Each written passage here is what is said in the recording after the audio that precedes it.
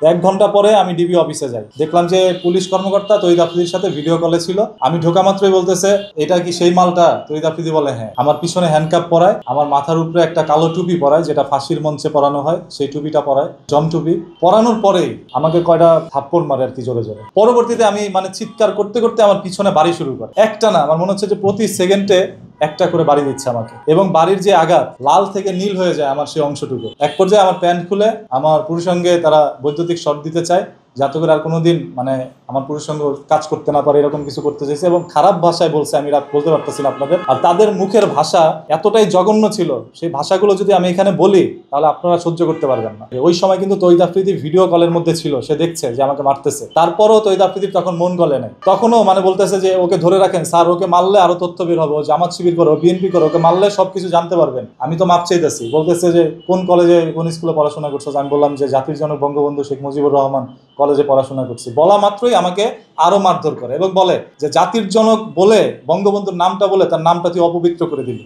এগুলো বলে বলে আমাকে মারছে। পরে আমার ফেসবুক আইডি, আমার ইউটিউব চ্যানেল সবকিছু তাদের আয়ত্তে নিয়ে নেয়। তারপর তারা ওটা ইনভেস্টিগেশন করে অনেকদিন। আজ থেকে 2.5 বছর আগে আমি তহিদ আফ্রিদিকে নিয়ে একটি ভিডিও বানাই। সেটা হচ্ছে তহিদ আফ্রিদির একটি ব্লগের মধ্যে একটি অংশ ছিল যেখানে তার মা ঘুমন্ত ছিল, সেখানে তহিদ আফ্রিদি উঠে তার মার ঘুম ভাঙানোর জন্য বুকের উপর উঠে এইভাবে লাফাচ্ছিল। এই জিনিসটা একটু নেগেটিভলি সবাই প্রেজেন্ট করতে থাকে অনলাইনে। পরবর্তীতে আমি সেই জিনিসটাকে পজিটিভলি বলি, কারণ তহিদ আফ্রিদিকে আগে থেকে আমার মোটামুটি একটু ভালোই লাগতো, বাংলাদেশের top rated YouTuber, that's why. তো তহিদ আফ্রিদিকে আমি ভালোবাসি বিদায় ভিডিওটা বানাই, যার কারণে তহিদ আফ্রিদি সেই ভিডিওটা দেখে তার কাছে খুবই খারাপ লাগে। পরবর্তীতে তার টিমমেট রাহি ভিডিওটা ভাইরাল হওয়ার পরে 12টার দিকে একটা ফোন দেয় সকাল, যে তুমি কেন এই ভিডিওটা বানাইছো, ব্রো তো খুব রাগ করছে।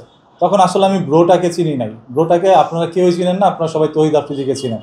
তবে ব্রো এখন আপনাদের সামনে পরিচিত হচ্ছে। RICL TMX, যুগের পর যুগ স্থাপনা থাকে মজবুত।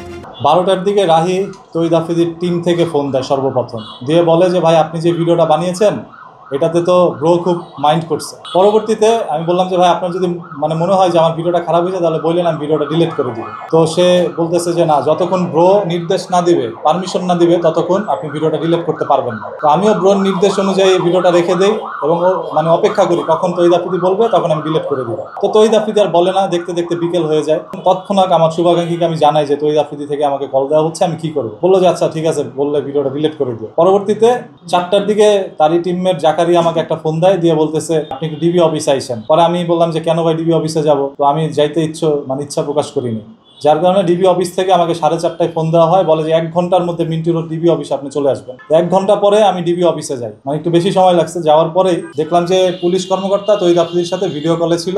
আমি ঢোকা মাত্রই বলতেছে, এটা কি সেই মালটা? তহিদ আফ্রিদি বলে হ্যাঁ। তারপর আমাকে আর কিছু জিজ্ঞেস করে নাই। আমার পিছনে হ্যান্ডকাপ পরায়, আমার মাথার উপরে একটা কালো টুপি পরায়, যেটা ফাঁসির মঞ্চে পরানো হয়, সেই টুপিটা পরায়, জম টুপি পরানোর পরেই আমাকে কয়টা থাপ্পড় মারে আর কি, জোরে জোরে। আমি খুব আঘাত পাই, জীবনে তো খাই নাই, প্রথম খাইছি, যার কারণে খুবই কষ্ট পাই। পরবর্তীতে আমি চিৎকার করতে করতে আমার পিছনে বাড়ি শুরু করে। একটা না, আমার মনে হচ্ছে যে প্রতি সেকেন্ডে একটা করে বাড়ি দিচ্ছে আমাকে, এবং বাড়ির যে আঘাত লাল থেকে নীল হয়ে যায় আমার সেই অংশটুকু। আপনার সেই ছবিটা দেখেছেন সোশ্যাল মিডিয়ার মধ্যে, এত পরিমাণ আমাকে আঘাত করতে থাকে। ওই সময় কিন্তু তহিদ আফ্রিদি ভিডিও কলের মধ্যে ছিল, সে দেখছে যে আমাকে মারতেছে। তারপরও তহিদ আফ্রিদির তখন মন গলে নাই, সে তখনও বলতেছে যে ওকে ধরে রাখেন স্যার, ওকে মারলে আরো তথ্য বের হবে, ও জামাত শিবির করো, বিএনপি করো, ওকে মারলে সবকিছু জানতে পারবেন। পরে আমার ফেসবুক আইডি, আমার ইউটিউব চ্যানেল সবকিছু তাদের আয়ত্তে নিয়ে নেয়। তারপর তারা ওটা ইনভেস্টিগেশন করে অনেকদিন। তহিদ আফ্রিদি আমাকে বলতেছে মাপ চাইতে, আমি মাপ চাইতেছি যে ভাই আমি জীবনে আর কোনোদিন আপনাকে নিয়ে কোনো ভিডিও বানাবো না, আমাকে মাফ করে দেন। তখনও ভাই কেউ মাফ করে নাই আমাকে। ওই চিৎকার আপনারা কেউ শোনেন নাই, যে ওই সময় আমি জানি আমার সিচুয়েশনটা কেমন লাগছে। আমার আশেপাশে এই দুনিয়ায় কেউ নাই, মনে হয়েছে যে আমি একা, আর আমার চারপাশে যারা আছে সবাই হচ্ছে আমার শত্রু। তারা এমনভাবে আমাকে আঘাত করছে, 1জন নয়, 2জন নয়, 3-4জন মিলে আমাকে আঘাত করছে। এবং তখনও এই মার দেখে তহিদ আফ্রিদির যে টিমমেট জাকারিয়া, সে ওইখানে উপস্থিত ছিল। সে ফোন দিয়ে বলতেছে যে ব্রো যা করতে বলছেন এক্সট্রিম হয়ে যাচ্ছে। তার কাছেও বিষয়টা খারাপ লাগে। তারপরও তহিদ আফ্রিদি কিছু বলে নাই, ফোনটা কেটে দেয়। পরবর্তীতে ফোন দেওয়ার চেষ্টা করলো, তহিদ আফ্রিদি আর ফোনটা ধরে নাই। আমাকে এক রুম থেকে আরেক রুমে নিয়ে যায়, নিয়ে গিয়ে ওইখানেও আমাকে নির্মমভাবে পিটায়। এক পর্যায়ে আমার হাঁটুর মধ্যে বাড়ি দিয়ে আমাকে বসায় বলতেছে মাপ চা। আমি তো মাপ চাইতেছি, বলতেছে যে কোন কলেজে কোন স্কুলে পড়াশোনা করছো? আমি বললাম যে জাতির জনক বঙ্গবন্ধু শেখ মুজিবুর রহমান কলেজে পড়াশোনা করছি। বলা মাত্রই আমাকে আরো মারধর করে এবং বলে যে জাতির জনক বলে বঙ্গবন্ধুর নামটা বলে তার নামটা তুই অপবিত্র করে দিলি, এগুলো বলে বলে আমাকে মারছে। এক পর্যায়ে আমার প্যান্ট খুলে আমার পুরুষাঙ্গে তারা বৈদ্যুতিক শর্ট দিতে চায়, যাতে করে আর কোনোদিন মানে আমার পুরুষাঙ্গ কাজ করতে না পারে, এরকম কিছু করতে চাইছে এবং খারাপ ভাষায় বলছে, আমি রাত বলতে পারতেছি না আপনাদের। আর তাদের মুখের ভাষা এতটাই জঘন্য ছিল, সেই ভাষাগুলো যদি আমি এখানে বলি তাহলে আপনারা সহ্য করতে পারবেন না। আর সেই সাথে তো আঘাতের যন্ত্রণা আছে। তো এইভাবে নির্মমভাবে আমাকে প্রায় 1 থেকে 1.5 ঘন্টা ডিবি অফিসে আটকায় নির্যাতন করে।